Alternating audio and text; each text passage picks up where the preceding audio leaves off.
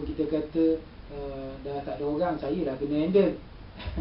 Niatkan kerana Allah Subhanahu Wa Taala. Ya tak? Tak masuk SKT ke, masuk SKT ke, itu belakang kira. Ya.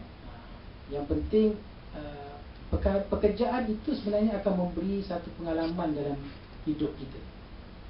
Ya, bahkan kita bukan dekat tempat kerja kita, dengan orang luar pun kita boleh memberi nasihat kepada mereka. Ya, bahkan yang lebih hebat lagi, orang luar cari kita. Ya, minta bantuan kita. Mana dia tahu? Wallahu a'lam. Ya tak? So kita jangan bimbang. Dilaksanakan dengan penuh profesional dan mereka yang terlatih. Maksud profesional ni, ada latihan-latihan dengan kredit hour tertentu di tempat-tempat tertentu, ya, dengan topik-topik tertentu yang diberi semasa latihan tersebut. Sebab ada juga kaunselor, pegawai jurubicara, pegawai khidmat nasihat yang tak profesional. Klien pun dia muratnya. Itu tak profesional. Ya. Tapi kalau dah jodoh, kalau dah jodoh nak buat macam mana? Walau bagaimanapun dia perlu tutup dulu kes klien yang dikendalikan itu, dan dia hantar kepada orang lain. Tak apalah. Ini dalam dia memberi perkhidmatan, dia juga melakukan perkara yang tidak profesional. Okey? Ataupun dia membocorkan rahsia klien. Tengok besok pagi keluar dalam metro, muka depan dah tu. Klien tu, macam mana keluar saya punya ni? Viral pula. Ya. Jadi kena budaya profesional tu kena jaga. Kadang-kadang ada orang yang nak menerima nak mendapatkan khidmat kita tu sebab dia tak berapa yakin profesionalisme kita, kerana tu dia tak berapa nak datang. Dia bimbang. Dulu jabatan agama tu, kalau pergi je baru masuk pintu pagar, bukan pintu pagar pejabat, pintu pagar kan bangunan kerajaan tu. Masa itu tu, bagaimana pejabat kamu? Cerai ya? Cerai selalu. Tak, padahal orang tu nak pergi Baitul Mal. Dia kat pejabat agama juga. Pejabat agama daerah ni, dia kadang dulu dah tak anu. Semua benda yang orang fikir negatif. Tapi lama kelamaan, bila dia dah tahu apa sebenarnya fungsi ruling cara dan sebagainya, so orang dah tak kisah lagi benda pejabat agama. Oh, banyak urusan tu. Banyak. Dah. Macam-macam kes, ya tak? So kita begitu juga, ya. Akhirnya persepsi itu dia berubah. Yang terakhir, perbincangan meliputi aspek iman, percayaan pada Allah, dosa, pahala dan kehidupan akhirat. Ini antara isi-isi yang kita nak bawa di dalam perbincangan dalam konseling syar'i. Tapi jangan pula kita berceramah. Menurut Rasulullah sallallahu alaihi wasallam, hadis yang diriwayatkan oleh Imam Muslim dan Bukhari, bahawa kan kalau ceramah pun nak ustaz kat sini kan. Jangan gitu.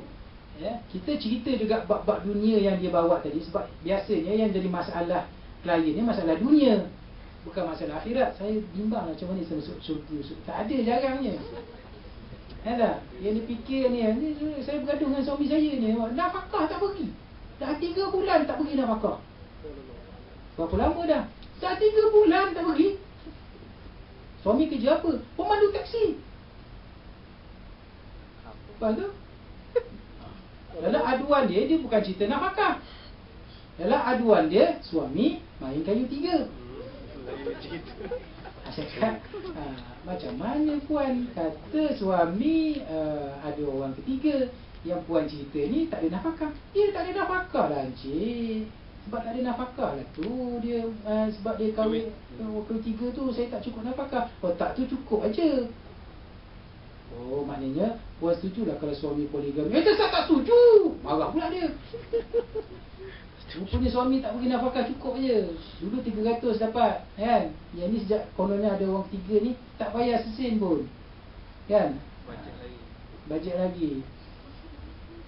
Jadi kadang-kadang 1001 masalah, tapi kita minta dia kenal pasti apa masalah utama, dia dah bingung lah. Dia tak tahu nak yang mana ya? Semua masalah, bagi dia semua besar-besar masalah dia. Tak boleh, kita kena kecilkan dia. Masalah yang besar tu akan kecilkan. Katalah sekarang kita ada 10 masalah, suruh dia tulis. Puan, tulis 10 masalah. Oh, dia tulis. Okey, ni betul ni. Apa ni? 1, 2, 3. Okey, besar ni. Okey, saya nak 5 masalah yang paling besar. 5 pula. Oh, dia fikir lagi. Oh, 5. Okey, baca balik. Okey, saya nak 3 saja. 3 pula. Oh, dia fikir lagi. Ada, maknanya ada benda yang dia boleh skip. Skip lah. Ni buanglah. Tak penting. Yang ni. Okey, yang 3 ni. Okey, yang 3 ni penting ni. 1 saja dia minta. Kan dia menung tu. 1. Baru kita nampak masalah dia kat mana. Ya tak?